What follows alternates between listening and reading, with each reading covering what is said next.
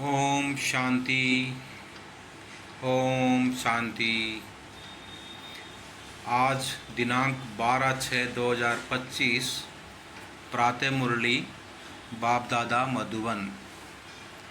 आज बाबा कहते हैं, मीठे बच्चे, तुम्हें अभी ज्ञान की दृष्टि मिली है, इसलिए तुम्हारा भटकना बंद हुआ। तुम शांति धाम सुख धाम को याद करते हो। मुरली से प्रश्न है, देवताओं में कौन सी ताकत है और वह ताकत किस विशेषता के कारण है? उत्तर, देवताओं में सारे विश्व पर राज्य करने की ताकत है। वह ताकत विशेष एक मत की विशेषता के कारण है। वहाँ एक मत होने के कारण वजीर आदि रखने की दरकार नहीं। देवताओं ने संगम पर बाप से ऐसी श्रीमत ली हुई है जो 21 जन्म राज्य करते हैं। वहाँ एक राजा की एक देवी फैमिली होती है, दूसरी मत होनी नहीं। आज की मुरली का गीत है, नयनहीन को राह दिखाओ प्रभु। ओम शांति। बच्चों को नयन मिले हैं, पहले नयन नहीं थे। कौन से नयन? ज्ञान के नयन नहीं थे, अज्ञान के नयन तो थे। बच्चे जानते हैं ज्ञान सागर एक ही बाप है और कोई में ये रूहानी ज्ञान है नहीं जिस ज्ञान से सद्गति हो, अर्थात शांति धाम सुख धाम जाना हो। अभी तुम बच्चों को दृष्टि मिली है, कैसे सुखधाम बदलकर फिर माया का राज्य व दुखधाम बनता है।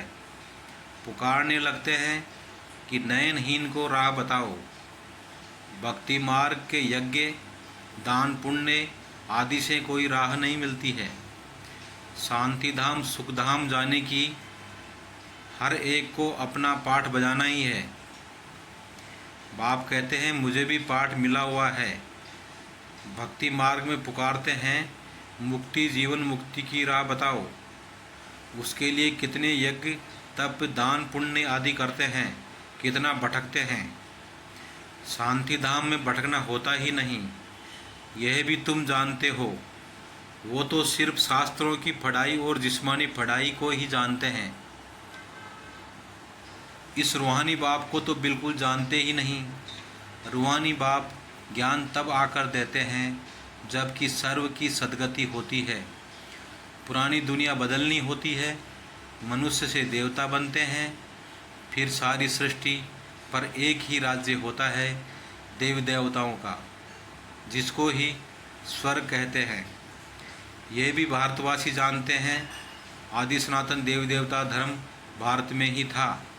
उस समय कोई और धर्म नहीं था। तुम बच्चों के लिए अभी है संगम युग, बाकी सब है कलयुग में। तुम पुरुषोत्तम संगम युग पर बैठे हो। जो जो बाप को याद करते हैं, बाप की श्रीमत पर चलते हैं, वह संगम युग पर हैं, बाकी कलयुग में हैं। अभी कोई सावरंटी किंगडम तो है नहीं, अनेक मतों से राज्य चलता है। सतयुग में तो एक महाराजा की ही मत चलती है, वजीर नहीं होते। इतनी ताकत रहती है, फिर जब पतित बनते हैं तो वजीर आदि रखते हैं, क्योंकि वह ताकत नहीं रहती। अभी तो है ही प्रजा का राज्य। सतयुग में एक मत होने से ताकत रहती है। अभी तुम वह ताकत ले रहे हो। 21 जन्म इंडिपेंडेंट राजाई करते हो, अपनी ही देवी फैमिली है। अभी यह है तुम्हारा ईश्वरीय परिवार। बाप कहते हैं, अपने को आत्मा समझ बाप की याद में रहते हो तो तुम ईश्वरीय परिवार के हो। अगर देह अभिमान में आकर भूल जाते हो तो आसुरी परिवार के हो। एक सेकंड में ईश्वरीय संप्रदाय के और फिर एक सेकंड में आसुरी संप्रदाय के बन जाते हो। अपने को आत्मा समझ बाप को याद करना कितना सहज है, परंतु बच्चों को मुश्किल लगता है। बाप कहते हैं, अपने को आत्मा समझ और बाप को याद करेंगे तो विकर्म विनाश होंगे। देह द्वारा कर्म तो करना ही है, देह बिगड़ तो तुम कर्म नहीं कर सकेंगे। कोशिश करनी है कामकाज करते भी हम बाप को याद करें, परंतु यहाँ तो बिगड़ काम भी याद नहीं कर सकते हैं, भूल जाते हैं। यही मेहनत है।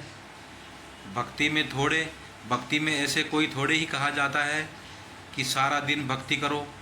उसमें टाइम होता है, सवेरे शाम व रात को। फिर मंत्र आदि जो मिलते हैं वह बुद्धि में रहते हैं। अनेकानेक शास्त्र हैं, वह भक्ति मार्ग में पढ़ते हैं। तुमको तो कोई पुस्तक आदि नहीं पढ़ना है, न बनाना है।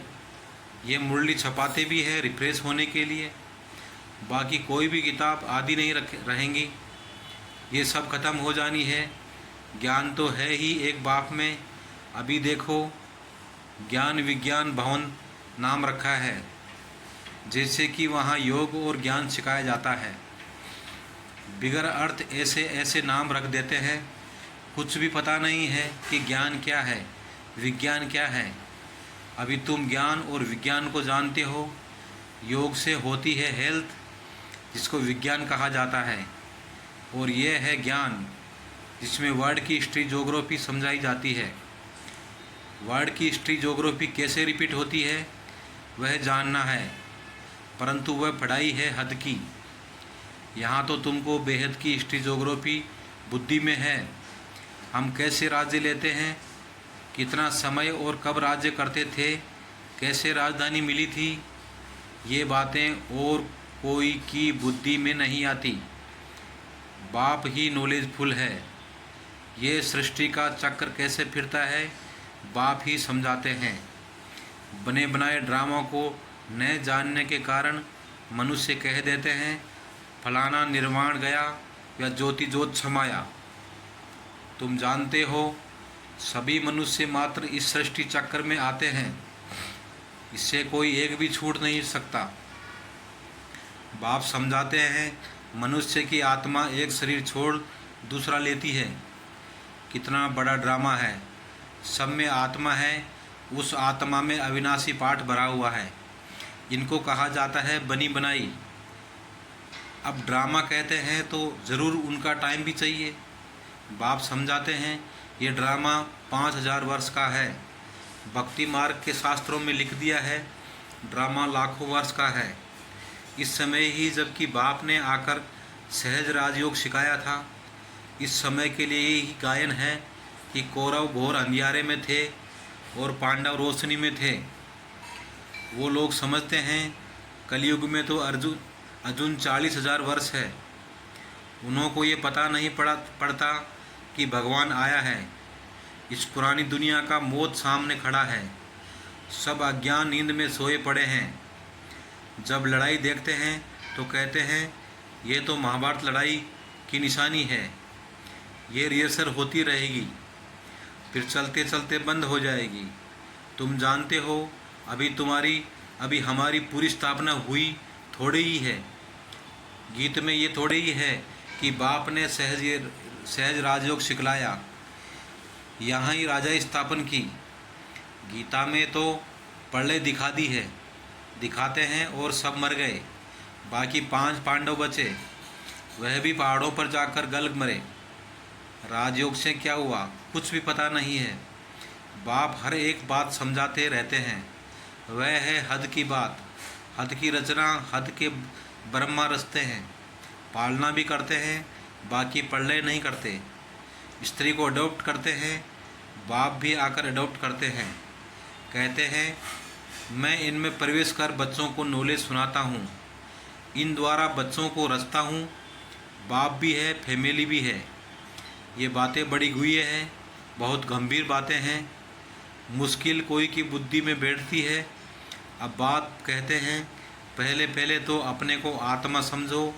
आत्मा ही एक शरीर छोड़ दूसरा लेती है। शरीर पर ही भिन्न भिन्न नाम पड़ते हैं। नाम रूप फीचर सब भिन्न भिन्न है, एक के फीचर्स दूसरे से नहीं मिले। हर एक आत्मा के जन्म जन्मांतर के अपने फीचर्स हैं, अपने ड्रामा में नूंदी हुई है, इसलिए इनको बना बनाया ड्रामा कहा जाता है। अभी बेहद का बाप कहते हैं मुझे याद करो तो विकर्म विनाश हो। तो हम क्यों न बाप को याद करें। यही मेहनत की बात है। तुम बच्चे जब याद की यात्रा में बैठते हो तो माया के तूफान आते हैं, युद्ध चलता है, उससे घबराना नहीं है। माया घड़ी घड़ी याद को तोड़ेगी। संकल्प विकल्प ऐसे ऐसे आएंगे जो एकदम माथा खराब कर देंगे। तुम मेहनत करो। बाप ने समझाया है इन लक्ष्मी नारायण की कर्मेंद्रियां वश कैसे हुई। ये संपूर्ण निर्विकारी थे। ये शिक्षा इन्हों को कहाँ से मिली। अभी तुम बच्चों को ये बनने की शिक्षा मिल रही है। इनमें कोई विकार नहीं होता। वहाँ रावण राज्य ही नहीं, पीछे रावण राज्य होता है। रावण क्या चीज़ है ये कोई भी नहीं जानते। ड्रामा अनुसार ये भी नूंद है। ड्रामा के आदि मध्य अंत को नहीं जानते हैं, इसलिए ही नेति नेति करते आए हैं। अभी तुम स्वर्गवासी बनने के लिए पुरुषार्थ कर रहे हो। ये लक्ष्मी नारायण स्वर्ग के मालिक है ना। इन्हों के आगे माथा टेकने वाले तमो प्रधान कनिष्ठ पुरुष हैं। बाप कहते हैं पहले पहले तो एक बात पक्की कर लो, अपने को आत्मा समझ, बाप को याद करो। इसमें ही मेहनत है। जैसे 8 घंटे सरकारी नौकरी होती है ना, अभी तुम बेहद की सरकार के मददगार हो। तुमको कम से कम 8 घंटा पुरुषार्थ कर याद में रहना है। ये वह अवस्था तुम्हारी ऐसी पक्की हो जाएगी जो कोई की भी याद न आएगी। बाप की याद में ही शरीर छोड़ेंगे, फिर वहीं विजय माला के दाने बनेंगे। एक राजा की प्रजा कितनी ढेर होती है, यहाँ भी प्रजा बननी है। तुम विजय माला के दाने पूजने लायक बनेंगे। 16,108 की माला भी होती है, एक बड़े बॉक्स में पड़ी रहती है। 8 की माला है, 108 की भी है, अंत में फिर 16,108 की भी बनती है।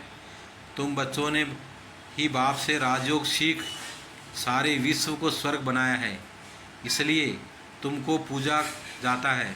तुम ही पूज्य थे, फिर पुजारी बने हो। ये दादा कहते हैं हमने खुद माला फेरी है लक्ष्मी नारायण के मंदिर में। यूँ तो रुद्रमाला होनी चाहिए। तुम पहले रुद्रमाला फिर रुंडमाला बनते हो। पहले नंबर में है रुद्रमाला जिसमें शिव भी है।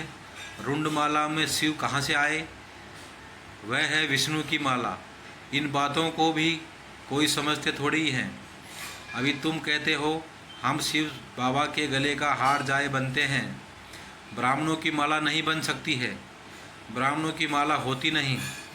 तुम जितना याद में रहते हो फिर वहाँ भी नज़दीक में ही आकर राज्य करेंगे। ये पढ़ाई और कोई जगह मिल न सके। तुम जानते हो अभी हम इस पुराने शरीर को छोड़ स्वर्गवासी बनेंगे। सारा भारत स्वर्गवासी बनेगा। इन पर्टिकुलर भारत ही स्वर्ग था। 5,000 वर्ष की बात है, लाखों वर्ष की बात तो हो नहीं सकती।